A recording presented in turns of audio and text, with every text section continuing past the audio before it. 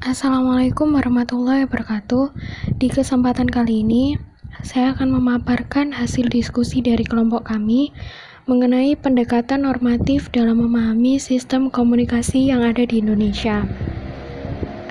Definisi sistem komunikasi menurut Tatang M. Amirin tahun 1996, yaitu sekumpulan unsur yang melakukan kegiatan atau menyusun skema atau tata cara melakukan kegiatan pemrosesan untuk mencapai sesuatu atau beberapa tujuan, dan hal ini dilakukan dengan cara mengolah data dalam jangka waktu tertentu guna menghasilkan informasi. Secara keseluruhan, sistem komunikasi dapat didefinisikan sebagai sekelompok orang, pedoman, dan media yang melakukan ide, gagasan, simbol, lambang menjadi pesan dalam membuat keputusan untuk mencapai satu kesepakatan dan mengolah pesan itu menjadi sumber informasi.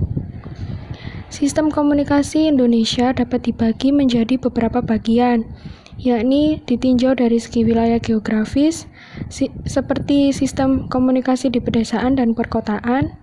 Yang kedua, ditinjau dari media yang digunakan. Ada sistem media cetak, seperti surat kabar, majalah, atau elektronik seperti TV, radio. Yang ketiga, jika ditinjau dari pola komunikasinya, ada sistem komunikasi dengan diri sendiri, sistem komunikasi antar personal, dan sistem komunikasi antar kelompok, dan sistem komunikasi massa. Hakikat sistem komunikasi. Hakikat sistem komunikasi adalah suatu pola hubungan yang saling melengkapi antar sistem dalam sistem komunikasi. Hubungan antar unsur bersifat satu dan tak terpisahkan satu sama lain.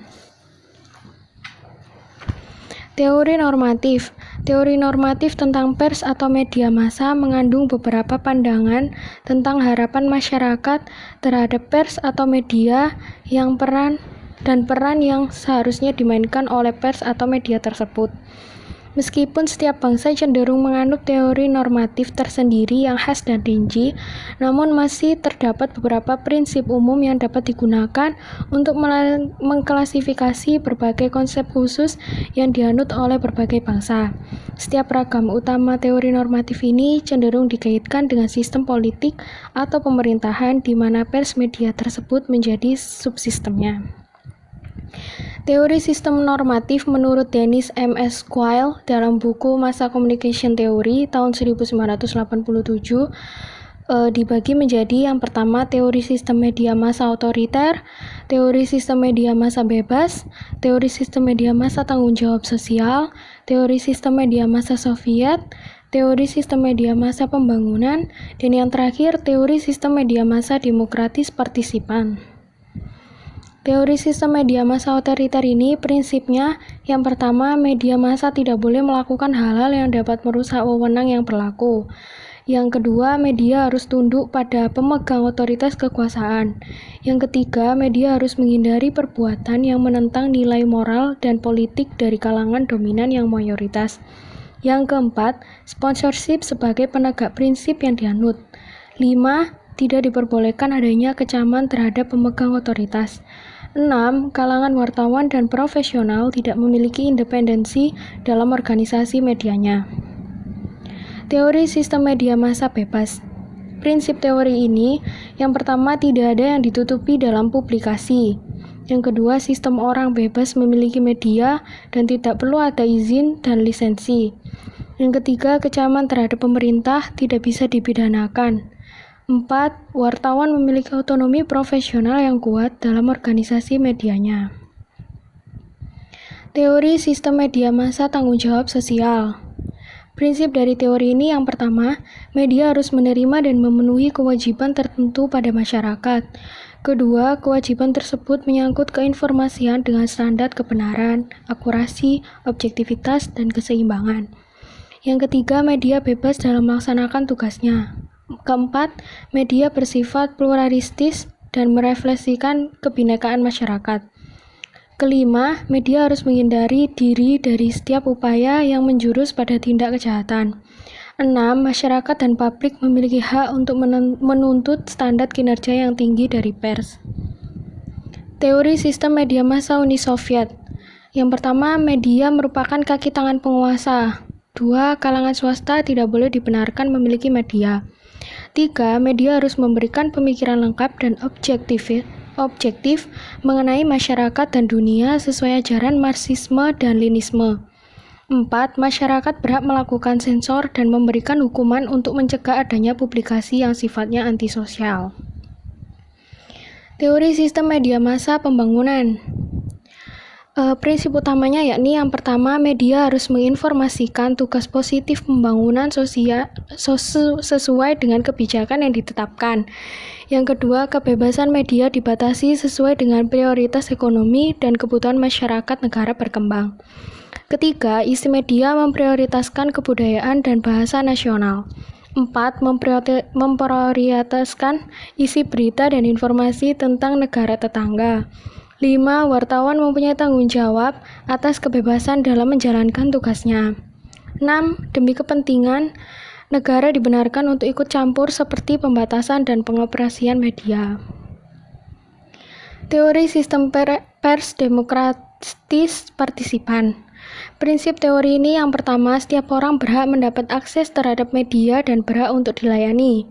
Kedua, media tidak tunduk pada penguasa. 3. Eksistensi media ditunjukkan untuk kepentingan halayak, bukan untuk golongan tertentu.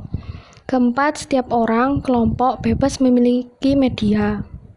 Kelima, kebutuhan sosial tertentu yang terkait dengan media tidak cukup dikemukakan melalui tuntutan konsumen secara individual ataupun melalui negara dan berbagai sarana utama kelembagaan. Sistem komunikasi Indonesia berdiri di atas realitas dari dua entitas sistem komunikasi. Yang pertama, tradisional dan modern. Mengonstruksi sistem komunikasi Indonesia secara normatif tentu harus berpedoman pada aturan hukum yang tertulis baik pada Undang-Undang Dasar 1945 maupun undang-undang lainnya yang terkait. Secara filosofis, semua produk perundang-undangan yang berlaku mendasarkan pada filosofi bangsa dan di atas nilai-nilai budaya bangsa. Aspek normatif pada sistem komunikasi Indonesia. Yang pertama, pemenuhan hak masyarakat untuk mendapatkan informasi, pendidikan, hiburan, dan kontrol masyarakat atas berbagai keadaan yang menyangkut kehidupan bersama.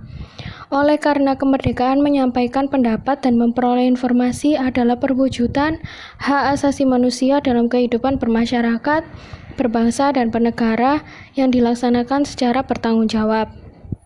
Pelestarian dan pengembangan nilai budaya bangsa, pembangunan watak dan kepribadian bangsa, serta peningkatan harkat dan martabat manusia, mendukung kesatuan dan persatuan bangsa, meningkatkan kesejahteraan dan kemakmuran rakyat secara adil dan merata, mendukung kehidupan ekonomi dan kegiatan pemerintah, serta meningkatkan hubungan antar bangsa. Yang ketiga, menjaga integrasi nasional, kemajemukan masyarakat Indonesia, perekat sosial, dan mewujudkan keadilan sosial bagi seluruh rakyat Indonesia. Sistem komunikasi dari masa ke masa, mulai dari masa Orde Lama di era Presiden Soekarno. Pers nasional pertama kali hadir di Indonesia pasca kemerdekaan dicetuskan dengan lahirnya Surat Kabar Berita Indonesia di Jakarta pada 6 September 1945. 3 tahun berselang, surat-surat kabar di Indonesia pun bermunculan hingga mencapai 124 surat kabar pada tahun 1949 sampai 1950-an di bawah Presiden Soekarno. Sistem pemerintahan saat itu masih liberal, pers pun arahnya liberal, di mana terjadi masa singkat kebebasan pers. Surat kabar terbit di mana-mana tanpa belenggu kepentingan tertentu. Sementara saat memasuki rezim Orde Lama atau demokrasi terpemimpin masih di bawah Soekarno, pers diminta setia terhadap ideologi Nasakom. Ditambah, pers juga diharuskan jadi pendukung, pembela, serta penyebar manifesto politik Soekarno. Pers juga sering jadi corong Bung Karno memobilisasi rakyat melalui pedoman penguasa perang tertinggi untuk pers Indonesia yang hadir sejak 12 Oktober 1960. Sistem komunikasi masa Orde Baru atau reformasi di era Presiden Soeharto. Peran media massa di Orde Baru sebenarnya sudah lebih aktif dibanding pada saat masa Orde Lama. Namun lagi-lagi sistem pemerintahan penjajah masih diterapkan oleh pemerintah Soeharto. Proses komunikasi berjalan dengan sangat selektif. Hal ini terlihat dengan adanya golongan yang sangat dominan di dalam proses komunikasi tersebut, yakni pemerintah. Pada era Orde Baru, pemerintah Soeharto secara cerdik berhasil merumuskan sistem pers baru yang orisinil, yakni pers Pancasila. Satu, liberalisasi gaya Indonesia dari konsep development journalism atau dalam kategori Siebert, Peterson, dan Scrum termasuk dalam jenis social responsibility pers. Konsep pers pembangunan atau pers Pancasila sering didefinisikan sebagai bukan pers liberal, juga bukan pers komunis. Secara resmi dirumuskan pertama kali dalam sidang pleno Dewan Pers ke-25 di Solo pada pertengahan 1980-an. Pada masa Orde Baru, pembentukan organisasi kewartawanan juga sangat dibatasi pada zaman tersebut. Hanya ada satu organisasi, yaitu PWI, Persatuan Wartawan Indonesia, yang dicap sebagai organisasi wartawan yang berada di bawah ketiak pemerintah. Pasca kasus pemberedelan majalah Tempo, Editor, dan Detik, terbentuklah AJI, atau Aliansi Jurnalistik Indonesia, yang merupakan wujud ketidakpuasan terhadap PWI. Sistem komunikasi massa pada era Habibie. Kebebasan pers yang baru saja dirasakan oleh masyarakat Indonesia pada era Habibie ini tentu mendatangkan beberapa dampak. Kebebasan pers yang berarti kebebasan dalam menayangkan berbagai berita tidak hanya mendatangkan dampak yang positif, tapi juga mendatangkan dampak yang negatif. Kebebasan dalam pemberitaan mengakibatkan terjadinya trial by the pers atau pengadilan oleh pers, yaitu berita atau tulisan dengan gambar tertuduh dalam suatu perkara pidana yang memberi kesan bersalah. Selain melakukan trial by the pers, media di Indonesia yang tengah merasakan euforia juga kurang memiliki self-censorship, yaitu keadaan di mana media kurang mempertimbangkan selera dari masyarakat. Media kurang ideal dalam tayangannya dan kurang mempertimbangkan apakah tayangan tersebut layak atau tidak ditayangkan untuk masyarakat. Hal ini dapat dimaklumi karena pers Indonesia baru saja menghirup udara segar kemerdekaan. Sangat liar, akan tetapi kurangnya self-censorship tersebut mengakibatkan media-media baru tersebut terseleksi dengan sendirinya. Akhirnya banyak media yang gulung tikar karena tidak mampu menghidupi perusahaannya. Sistem komunikasi massa di era Gus Dur dan Megawati. Era Gus Dur dan Megawati ini, Departemen Penerangan Depen yang selama ini menjadi salah satu momok bagi kebebasan pers di Indonesia dihapuskan meskipun sebelumnya pada era Habibie. Penghapusan SIUP sudah dilakukan, tetapi bayangan akan otoritarianisme pemerintah terhadap pers masih ada, yaitu Depen, di mana Depen memiliki kewenangan dalam menentukan nasib perusahaan pers. Kemajuan teknologi komunikasi yang semakin berkembang membuat perilaku khalayak media juga berubah. Akhirnya, banyak media cetak beralih ke media online. Sebut saja www.kompas.com, www.detik.com, dan sebagainya, yang menjadi konsumsi yang paling digandrungi oleh masyarakat Indonesia saat ini. Sistem komunikasi massa di era Susilo Bambang Yudhoyono, atau yang bisa disebut Bapak SBY. Pers era SBY menerapkan pers yang bertanggung jawab terhadap masyarakat, sebuah perpaduan ideal antara kebebasan pers dan kesadaran mengelola media massa atau insan pers, khususnya untuk tidak berbuat semena-mena dengan kemampuan, kekuatan, serta kekuasaan media massa, the power of the press. Hubungannya dengan pers turun naik tetapi tetap hangat. Presiden SBY pada awal pemerintahannya mendapatkan dukungan yang luar biasa dari berbagai media. Sistem komunikasi massa di era Jokowi. Jokowi mendapat medali kemerdekaan pers yang merupakan penghargaan tertinggi dari masyarakat pers kepada perorangan atau lembaga yang dinilai berjasa besar bagi pers. Menurut Ketua Dewan Pers Yosep Adi Prasetyo yang menyerahkan penghargaan pada Hari Pers Nasional pada tahun 2019 itu, medali itu diberikan karena Jokowi tidak pernah mengintervensi urusan pers. Presiden memberikan ruang kebebasan kepada komunitas pers untuk menyelesaikan masalahnya sendiri. Namun, beberapa orang mengatakan seharusnya tidak bisa dipakai sebagai ukuran tunggal untuk mengevaluasi kondisi kebanyakan pers. Ketiadaan intervensi pemerintah dalam kerja media hanya satu aspek dalam menjamin kebebasan pers. Reporters Without Borders memiliki 7 kriteria untuk mengukur kebebasan pers suatu negara, yakni yang pertama keberagaman opini yang direpresentasikan media, independensi media, lingkungan dan swasensor media, perundang-undangan media, transparansi institusi media, serta kekerasan terhadap media. Dalam hal ini, keberagaman opini ini menyangkut keberagaman politik media di Indonesia. Konsentrasi kepemilikan media yang berpusat di segelintir konglomerat adalah faktor yang menghambat kebebasan pers. Monopoli media tentu saja tidak memungkinkan terjadinya keberagaman opini. Sayangnya, semasa pemerintahannya Jokowi tidak pernah menunjukkan satupun gestur untuk membenahi masalah ini. Padahal Jokowi menuangkan hal ini dalam nawacitanya. Kami akan menata kembali kepemilikan frekuensi penyiaran yang merupakan bagian dari hajat hidup orang banyak, sehingga tidak terjadi monopoli atau penguasaan oleh sekelompok orang atau kartel industri penyiaran, tutur Jokowi. Bukan hanya mengingkari janji politiknya, pemerintah Jokowi malah menikmati dukungan dari media-media partisipan, seperti Metro TV dan media-media milik grup MNC yang ia sebut sebagai serangan udara. Ia bahkan memuji serangan udara Partai Perindo yang mempropagandakan Mars partainya di stasiun-stasiun TV. Hal ini semakin ironis ketika Jokowi memberi penghargaan Bintang Mahaputra kepada Surya Paloh, pemilik media grup Metro TV dan Media Indonesia sebagai tokoh pers nasional. Padahal Paloh tersebut adalah Aliansi Jurnalis Independen atau AJI sebagai musuh kebebasan pers, dan masih banyak kasus lainnya. Menurut Ketua Dewan Pers, masih banyak aspek yang seharusnya dipertimbangkan oleh Dewan Pers dan Panitia Hari Pers Nasional dalam mengukur kualitas kebebasan pers.